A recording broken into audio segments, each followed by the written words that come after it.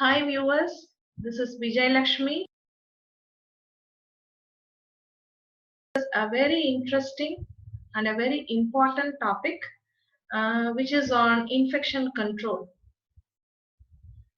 Infection can happen suddenly or it may take some time, and then it can also happen gradually. Only thing it takes certain conducive environment, that is the organism for growing, and then the spread of infection can happen depending on the the susceptibility of the person, and it may transmit from one person to another person. So the process of no transmission from or the spread of infection from one person to another person, we call that as chain of infection.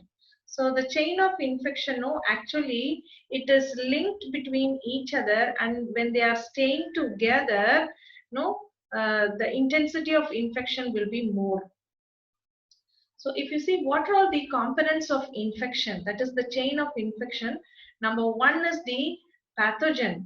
Number two is the reservoir. Number three is port of exit, route of transmission, and then portal of entry, and then susceptible host. Okay, so now we need to break this chain at some point of time in order to stop the spread of the infection. Okay, for that we need to understand what each component is all about and how they are like interlinked between each other. So when we are breaking that link, how we can stop, so that we can learn now. So the first link is the pathogen. So the pathogen, what we mean by telling is how it is taking the form. No, it can enter, it is coming as a microorganism. So what is the structure or the form of the microorganism? It may vary, like it may be a virus or bacteria, or it may be a prions or fungi or rickety or parasite, whichever might be. No, it will take the form as the pathogen. So pathogen itself is like it's a kind of a microorganism. Okay, now what we do in order to break the pathogen link so that we can stop the infection, there are three things to break the link. That can be by killing the pathogen. So killing the pathogen is by antibiotics, antivirals, or disinfectants, or by exposure to heat. Or also we can incapacitate the pathogen, that is where we can stop the multiplication or the replication of the microorganism, that is bacteriostatic agents, where we can give no or where we can give antifebrile drugs symptomatically. Okay, so which is also no, the form of the infection, right? So or also we can do by removing the pathogen itself. So how we can remove the pathogen is where we can carefully segregate the biomedical wastes, and then we can discard the biomedical waste properly, either by burying or by burning. The next link comes the reservoir. Here, so when we say reservoir, it is nothing but it is the location or the place where the organism will take a very conducive environment for inoculation as well as for flourishing and growing nicely. Okay, so that is what we mean by the reservoir. So now let's see, it is the place where the microorganism resides, thrives, and replicates. Okay, so where it will replicate or multiply, no, it will be on the food or the water or the toilet seat or the elevator buttons or human feces or respiratory secretions, etc. So if at all individual is having an access to all this, no, a reservoir, again naturally the infection can happen. So what we need is, again we need to break the reservoir link. How? Either by eliminating or by isolating or by treating. Okay, so treating means we are making the process of maybe like a disinfection. In disinfection, what we are doing for a water, which is like treating, and then we are utilizing so that the spread of the infection can be stopped. Okay, or that we are not at all going to use the contaminated water, it is like eliminating or isolating. So isolating again is keeping, we are keeping it away. Okay, so which is like again the break of the reservoir link. Now coming to the third link, which is the portals of exit. Now how? Again, the portal of exit will, the specificity relies on the type of the reservoir. No, we have seen various reservoirs, right? Would be like a food or a water. So whatever is the form of the reservoir, again the portal of exit also is like different. Okay, so where it is like coughing, sneezing, bleeding or breathing or defecating or urinating. So these are all like the forms of the port of exit. Now, how to break the portal of exit? This link particularly, again, we can avoid or we can remove the access to it, or we can do the containment. Okay, so containment, that is keeping ourselves away from that reservoir. Okay, say for example, by following the cough etiquettes. So which is basically like no, we are following the containment method. Okay, or by no removal. That is no, not accessing. Better not access to that this one reservoir. Okay, and then eliminating is again by where no eliminate the egress of pathogen from the reservoir. So egress is nothing but weighing it out, way off. Okay, so weighing of the microorganism from the reservoir. Say for example, better no, with the spill prevention. Okay, so these are some of the first three link. What we have seen is like the first one was the pathogen, the second one was the reservoir, and then the portal of exit. Now comes the fourth and the very important link, and which is very difficult to know block, and then where it is very difficult to prevent the spread of the infection. Okay, is nothing but the route of transmission. So when we say the route of transmission is, no, it is it is from one person to another person. It is having a, it is carrying the way which is connecting the person who is infected and person who is not infected. Okay, so where the victim is going to acquire the infection. So again, the route of transmission can be like direct contact, or it can be like an indirect contact, or it may be a droplet or waterborne, foodborne, bloodborne, airborne, and finally the vector-borne. So let us see each one by one. Okay. So number one is the direct contact. So direct contact basically reference having a very personal physical contact. So which is often happens with intimate relationship, and also in social relationship by giving handshaking. Okay, or intimate relationships like kissing, and then sexual contact. So these are all like where the pathogens move from the infected person to the other person. That is the direct contact. So now how we can prevent the direct contact transmission? There are two ways again. Better avoid the direct contact. So no handshaking, no hugging, no skin to skin contact of any kind. So which will prevent no getting the infection or transmitting the infection. or otherwise following the barrier methods. So what the health professionals, being the healthcare team members, they follow the method of wearing the personal protective equipment. So no, only thing is what they need to do is, especially they need to take extra care when they are doffing the personal protective equipments, or while they are discarding, which has to be in the proper place. Otherwise, wearing a personal protective equipment for the sake of preventing themselves from acquiring the infection, and then when they are disposing and they are not following the etiquettes, then again there is of no use. Okay, so preventing the direct contact transmission, which can be done by these two ways. Next comes the indirect contact.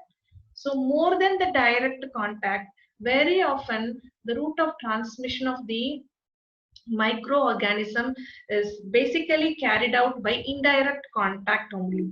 So which is the one culprit, which is the reason for this is the fomites.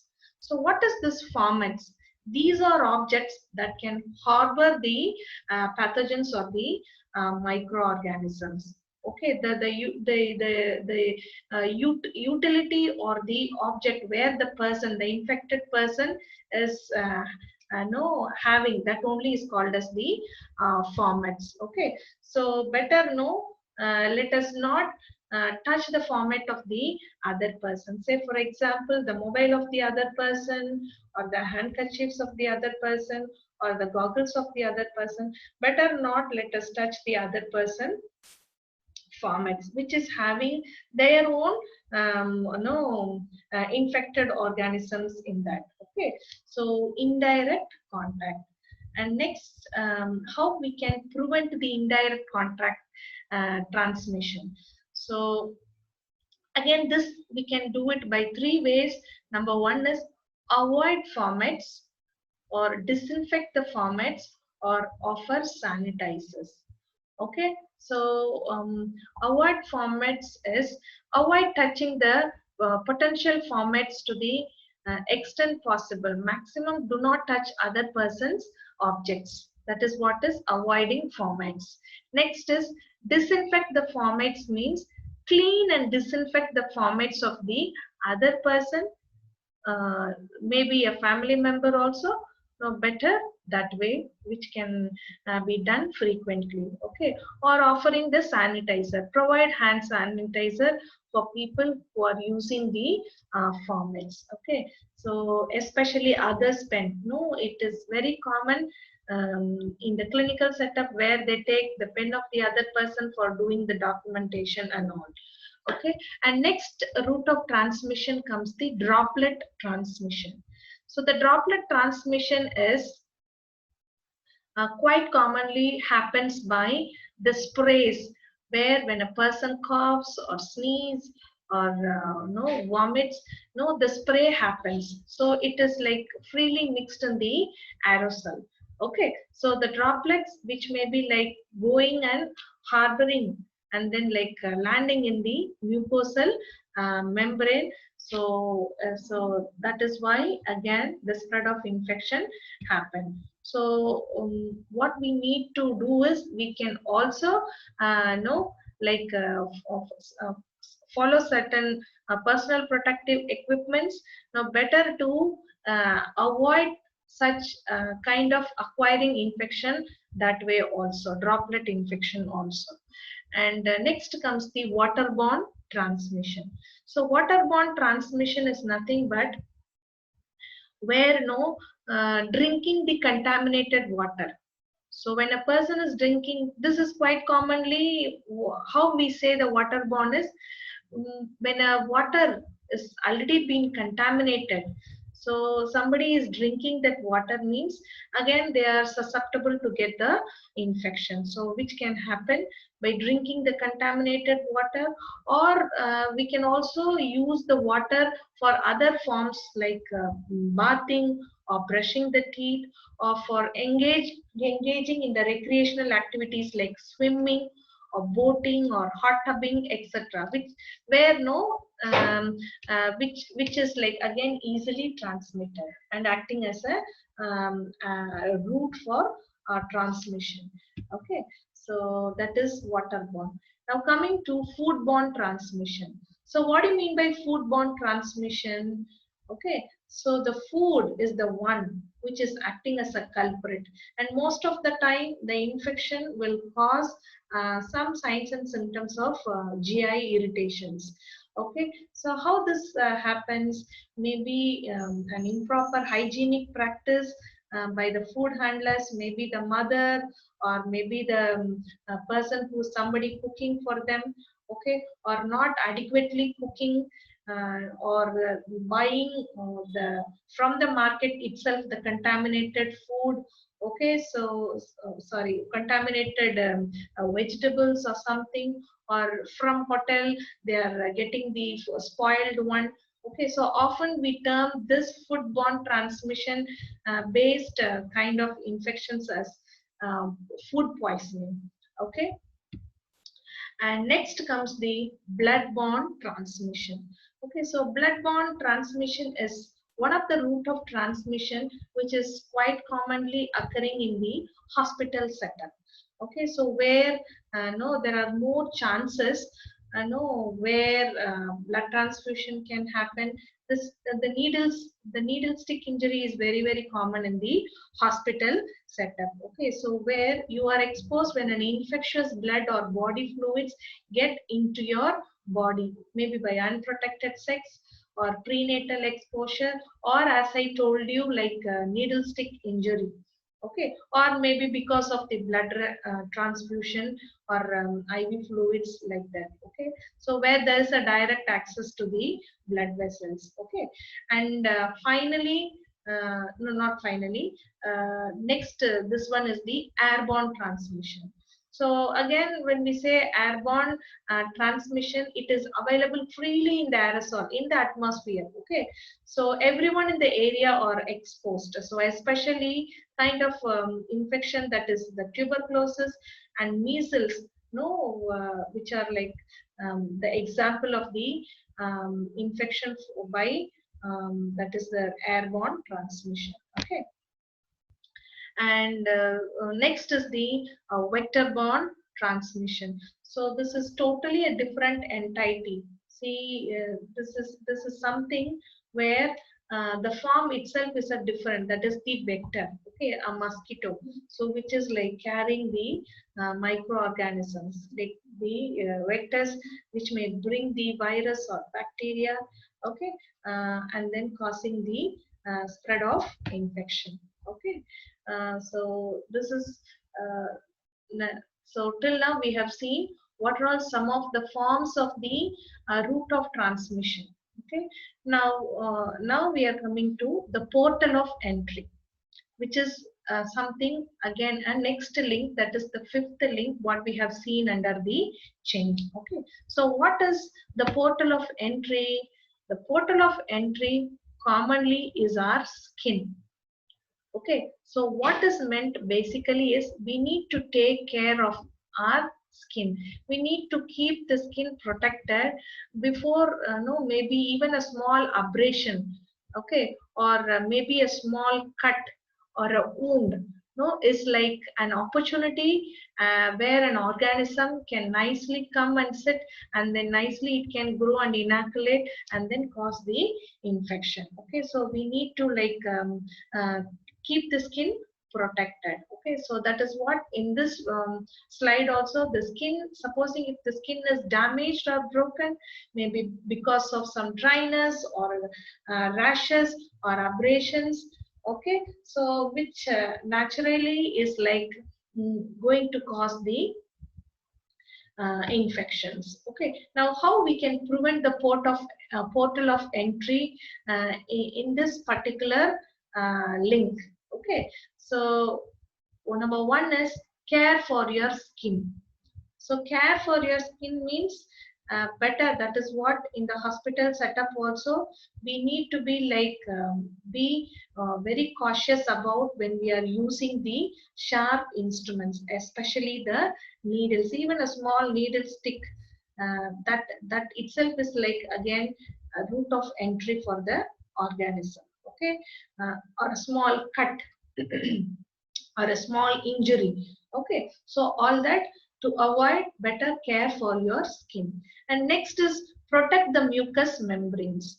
So mucous membranes, most of the time what commonly is visible is our eyes and the respiratory tract. That is why we are telling that we need to wear goggles, and then we need to wear the face shields and masks in order to protect the mucosal membranes. Okay, so protect the mucous membranes. And next is the don't touch method. So better don't touch, so unless required also, but provided with good hand washing before and after. Okay. So finally, we have come to the last link, and which is the vulnerable link. That is why it is called as the susceptible host. The word susceptible is like risky or vulnerable. Okay, so which will cause or produce the infection. Okay, so now how a person is taken as a susceptible case? Only if his immunity is not proper. Okay, when somebody's immunity is not good, naturally the probability of having the infection will be very high.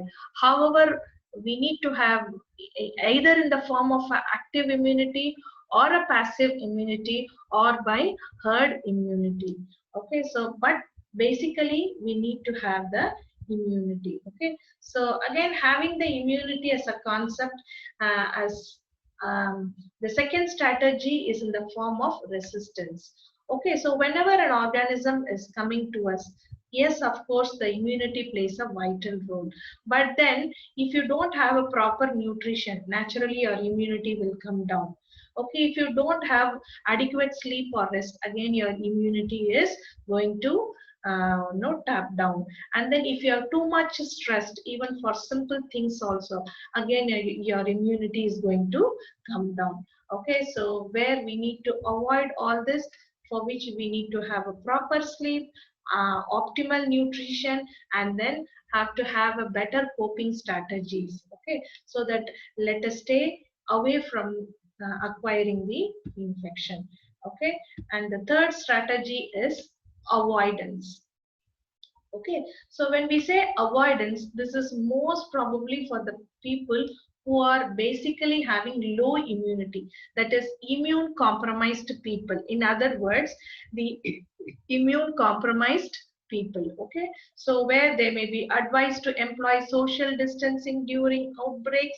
Okay, so otherwise not only the immune compromised people, but more towards for them. Okay, so some people can even more require the protective or the reverse precautions. Okay, so these are all some of the three strategies which can be like followed in order to break at the susceptible host, that link side. Okay, so where we can stop the infection.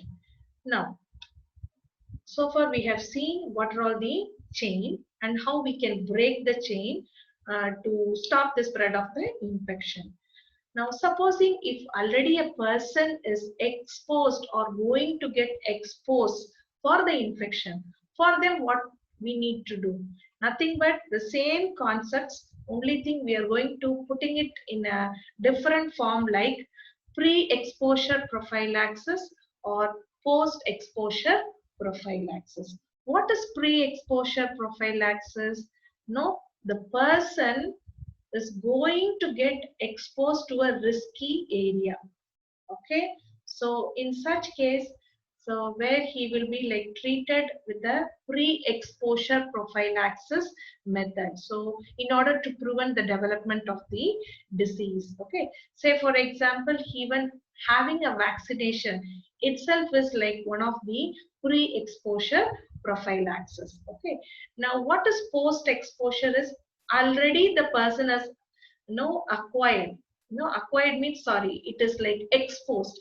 After a susceptible person has been exposed, then the post exposure prophylaxis may prevent the development of the diseases. Okay, so finally we have come to the end of the topic, so where we can, definitely from our point of view, being the health personnel, we know what are all the different components of the chain, and we also know where to break the chain. Okay, so stay safe and then stay healthy. Okay, so prevent yourself from acquiring infection. Thank you very much.